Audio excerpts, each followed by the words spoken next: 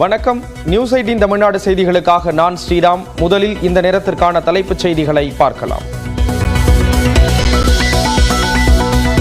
தேவைப்பட்டால் இஸ்ரேல் மீது மீண்டும் தாக்குதல் என ஈரான் தலைவர் அயத்துல்லா கமேனி எச்சரிக்கை. இஸ்ரேல் மீதான தாக்குதல் குறைந்தபட்ச தண்டனைதான் என்று கூறியதால் மீண்டும் தாக்குதல் அபாயம்.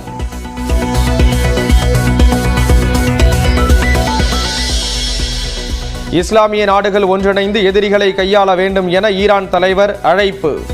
இஸ்லாமிய நாடுகளை பிரித்தாள இஸ்ரேல் முயற்சி செய்வதாக குற்றச்சாட்டு.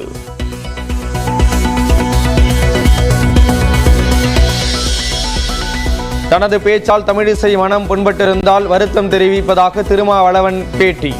தரம் தாழ்ந்து எதுவும் பேசவில்லை என்றும் நியூஸ் 18 தமிழ்நாடு தொலைக்காட்சிக்கு விளக்கம்.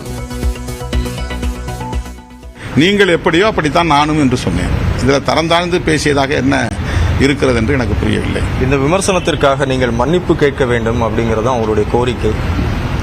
அதான் இது காயப்படுத்தி இருந்தால் வருந்துகிறேன்னு சொல்லிட்டேன்ல. கோவை சூலூரில் உள்ள வாரப்பட்டி ஊராட்சியில் ராணுவ தொழில் பூங்கா அமைக்க சுற்றுச்சூழல் அனுமதி. தமிழ்நாடு சுற்றுச்சூழல் தாக்க மதிப்பீட்டு ஆணையம் உத்தரவு.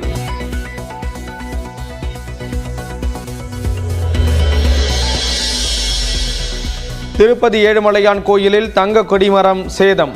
வருடாந்திர பிரம்மோற்சவ விழா இன்று மாலை தொடங்க இருந்த நிலையில் சேதமடைந்த கொடிமரத்தை சீர் செய்யும் பணி தீவிரம்.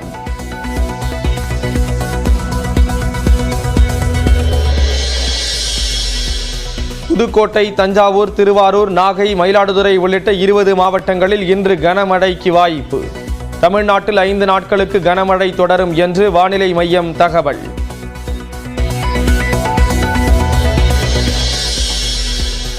உதகை மற்றும் அதன் சுற்றுவட்டார பகுதிகளில் மிதமான மழை. கோவை தொண்டாமுத்தூர் பகுதியிலும் கனமழை பெய்ததால் தணிந்தது வெப்பம்.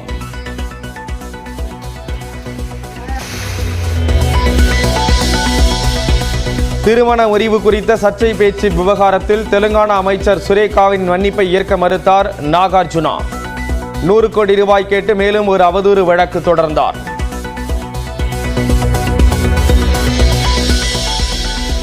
வடகிழக்கு பருவமழை முன்னெச்சரிக்கை தொடர்பாக நடவடிக்கை தொடர்பாக துணை முதலமைச்சர் உதயநிதி ஸ்டாலின் ஆய்வு. கடலோர பகுதிகளில் செய்யப்பட்டுள்ள ஏற்பாடுகள் குறித்து அதிகாரிகளிடம் கேட்டறிந்தார்.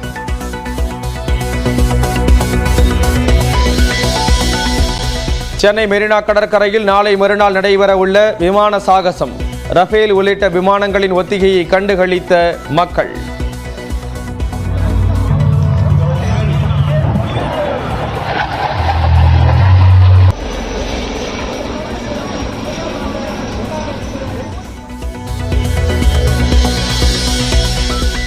சென்னை மெரினா கடற்கரையை ஒட்டிய காமராஜர் சாலையில் ஏற்பட்ட கடும் போக்குவரத்து நெரிசல். விமான சாகசத்தை காண பொதுமக்கள் குவிந்ததால் அணிவகுத்த வாகனங்கள்.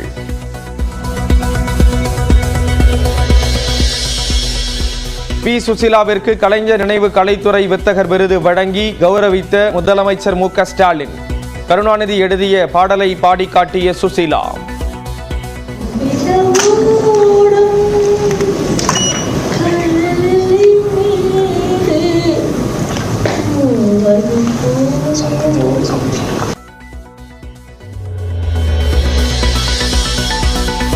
சனாதனத்தை அழிப்பவர்கள் அழிந்து போவார்கள் என உதயநிதியை சாடிய ஆந்திர துணை முதல்வர் பவன் கல்யாண்.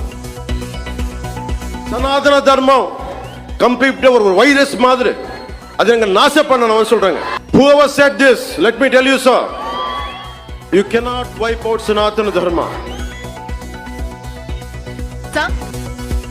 பொறுத்திருந்து பாருங்கள் என உதயநிதி பதில். Pavan Kalyan said Sanatana Dharma cannot be wiped out. Those who said will be wiped out. Okay, let's wait and see.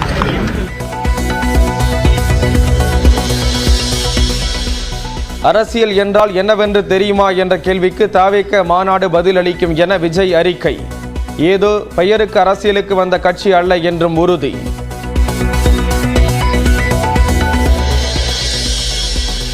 அரசியலில் யதார்த்தமாக இருப்பதை விட எச்சரிக்கையுடன் களமாடுவது அவசியம் என தொண்டர்களுக்கு விஜய் அறிவுறுத்தல். விக்கிரவாண்டியில் கட்சி மாநாட்டிற்கு பந்தக்கால் நடப்பட்ட நிலையில் விஜய் அறிக்கை.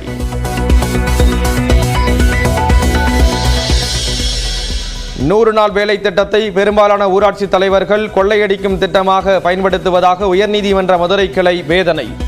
அரவக்குறிச்சியில் முறைகேடு நடைபெற்றதாக இருந்த புகார் குறித்து ஆட்சியர் மற்றும் ஊழல் தடுப்பு பிரிவு டிஎஸ்பி பதிலளிக்க உத்தரவு. திருப்பதி லட்டு விடயத்தில் சிபிஐ இயக்குனர் கண்காணிப்பில் புதிய விசாரணை குழுவை அமைத்தது உச்சநீதிமன்றம். கோடிக்கணக்கான பக்தர்களின் உணர்வு மற்றும் நம்பிக்கையை கருத்தில் கொண்டு முடிவு என நீதிபதிகள் அறிவிப்பு. காலில் தவறுதலாக குண்டடிப்பட்டு மருத்துவமனையில் இருந்த நடிகர் கோவிந்தா டிஸ்சார்ஜ். நலம் பெற பிரார்த்தனை செய்தவர்களுக்கு நன்றி கூறினார்.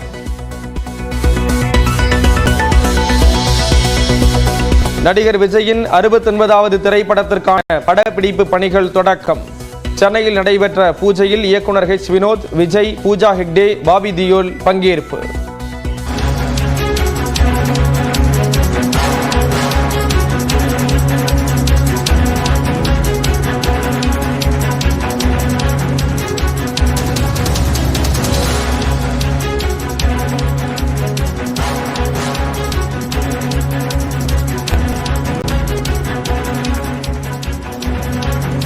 எஸ்சி/எஸ்டி உள்ஒதுக்கீடு தீர்ப்புக்கு எதிரான சீராய்வு மனுக்களை தள்ளுபடி செய்திருக்கிறது உச்சநீதிமன்றம்.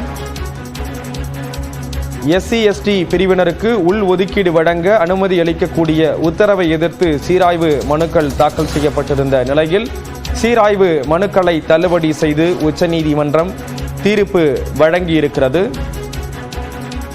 ஆகஸ்ட் மாதம் வழங்கிய தீர்ப்பை சீராய்வு செய்ய எந்த முகாந்திரமும் இல்லை என்று நீதிபதிகள் குறிப்பிட்டு இந்த மனுவை தள்ளுபடி செய்திருக்கிறார்கள். எஸ்சி/எஸ்டி பிரிவில் அருந்ததியருக்கு உள்ஒதுக்கீடு வழங்கியது செல்லும் என ஏற்கனவே தீர்ப்பளிக்கப்பட்ட நிலையில் அது தொடர்பாக சீராய்வு மனுக்கள் தாக்கல் செய்யப்பட்டிருந்த நிலையில் அந்த சீராய்வு மனுக்களை நீதிபதிகள் தள்ளுபடி செய்திருக்கிறார்கள்.